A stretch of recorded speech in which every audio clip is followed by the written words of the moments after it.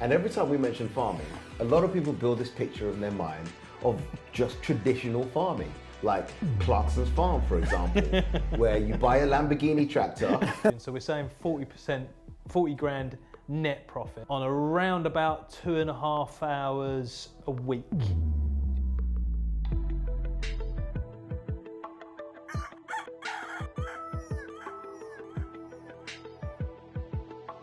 And welcome back to another episode of the Smallholding Revolution podcast. I'm Alan, this is David, and this is Scotty. Whoop, whoop. And we love sharing all of our experiences and knowledge to help people just like you find your own freedom or grow your own freedom. That's our slogan, grow your own freedom by acquiring your own agricultural land, developing that land, building your own smallholding farm business. Or homestead if you're in America. Or homestead if you're American. And living free, Yay. off-grid, self-sufficient, actually sustainable. Yeah, and regenerative even. And regenerative. And as I mentioned, one of the things that we encourage you to build is the farming aspect. And every time we mention farming, a lot of people build this picture in their mind of just traditional farming, like Clarkson's farm, for example, where you buy a Lamborghini tractor For $500,000. for $500,000. That's what you do. Before measuring whether it can get into your shed or not, and then proceed to crash into the roof of your shed. But yeah, Good old jokes Jeremy. aside, a lot of people look at farming and think big fields, big tractor, loads of animals, Livestock. loads of work, up at 3 a.m. in the morning, Fertilizers, pesticides, spraying all sorts of stuff. Poisons. And that's actually not the truth of farming. Not the whole truth of farming anyway. Could be. It could be. But there are other aspects, there Yeah. are other methods and other styles of farming. Absolutely. And that's what we really wanted to talk about today. And just to introduce you to a whole world of farming that doesn't require that much knowledge, that much skill, because I can do it. And I can do it. Let's not even.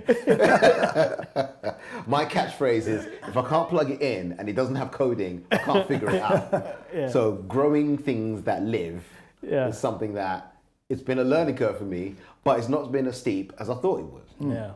And we wanted to introduce you guys to a range of things that you can get right into as a newcomer, it's a aspiring Aspiring potential farmer. Yeah. And it's the sort of things, so some of the things we're going to talk about are things that you can do wherever you are, even if you're in a flat, an apartment, you haven't even got any outside space, you don't have a garden or a yard, you can use some of these techniques to get the practice, get some skill, create some food, learn how to grow, and actually improve your health at the same time.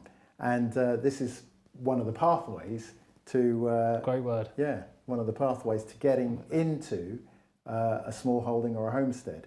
And it's always best to have a little experiment. You can do this at pretty much zero risk. So Yeah. Because my perception when I started my journey, I read that Field to Farm book, as I keep on referring back to, in 2010. So definitely read that. And it describes that for your journey, your pathway to taking that field and creating a farm and being able to live there, create your forever home, you need to be functionally needed, as in livestock and needed, but also to pass the financial tests. Okay, so then when I was reading that, I was like, as you said, the perception of, that sounds like hard work. I need livestock to functionally be there, be up at 3 a.m. I need to look after those animals. I don't know how to look after animals. I've been stuck behind a desk for 15 years. You know, how do you breed them? How do you look after them? How do you, inject them? How do you, give them welfare? Sick, What happens when they get sick and everything? when they escape. There's so many questions there, which could have stopped my journey straight away. Because of that perception that it is hard work.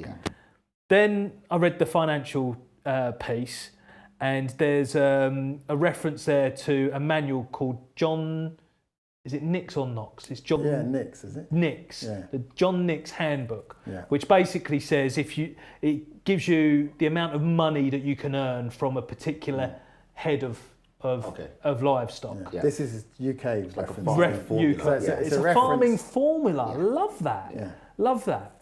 So if you had 100 cattle, it would need this amount of effort, this amount of cost, and you could sell at this amount if you are organic, if you are this, if you are wholesale, if you are trade, if you are consumer, price per kilogram or anything along those lines. Yeah. And that's where you do the whole old school accountancy. This is how much it costs, this is how much I sold it for, this is how much profit I've got at the end. And then you could do your financial tests. And I was like, again, just raising so many questions. You know, what is the best livestock?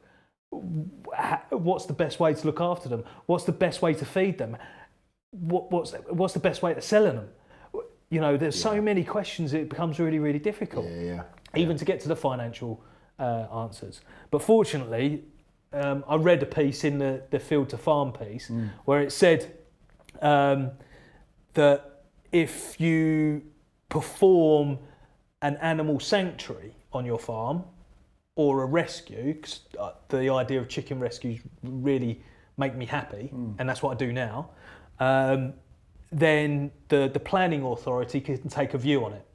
Okay. All right. So I knew that I wanted to do chicken rescue then because of the journey that brown hens go on is absolutely disgusting, but not for rescuing battery hens. Rescuing battery hens. So we don't need to deep dive into that right now.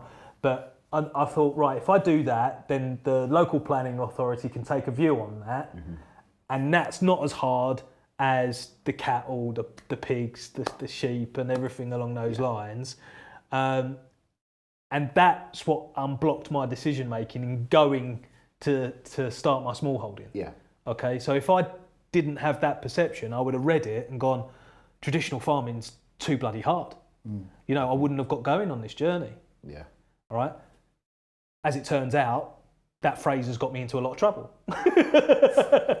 Cost me a lot of money because of the local planning authority just basically doesn't take that into consideration at all. Oh, wow. They want the functional and financial tests. That's it. Hard line.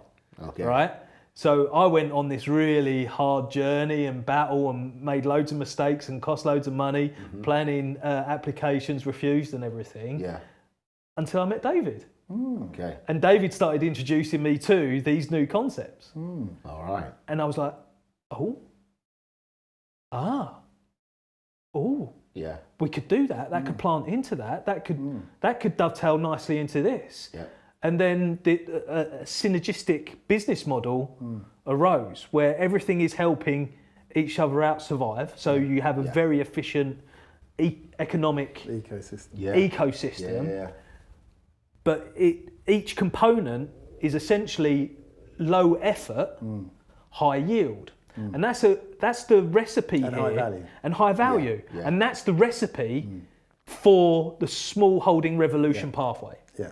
Because of if it is high capital, high effort, high risk, high cost, the likeliness of surviving is not high. Yeah, and on a small, relatively small area of land. Small area. Now, And you can't do that. Yeah, if you're still living in suburbia or a city, you might think that 12.5 acres, 5 hectares is a large area of land. But from traditional or more recent farming land holdings, it's considered tiny and unviable. Yeah. However, and that's what my perception was. It was unviable. Yeah. However, if you apply the market gardening techniques or some of these smaller added value models, then you can certainly earn the income that is needed for the financial test. And some of these, if you like, these routes also will tick the box for the functional tests, which Alan can allude to. One of the areas is aquaponics, which is very interesting, very fascinating, and very regenerative method of producing both high-value crops and fish. in a sort of circular environment. But it does need monitoring, which means you have to be there. Yeah. And that will tick the box. If you leave an aquaponic system for any length of time and there is a failure, which because it relies on pumps and then in some cases lighting, that could quite easily happen.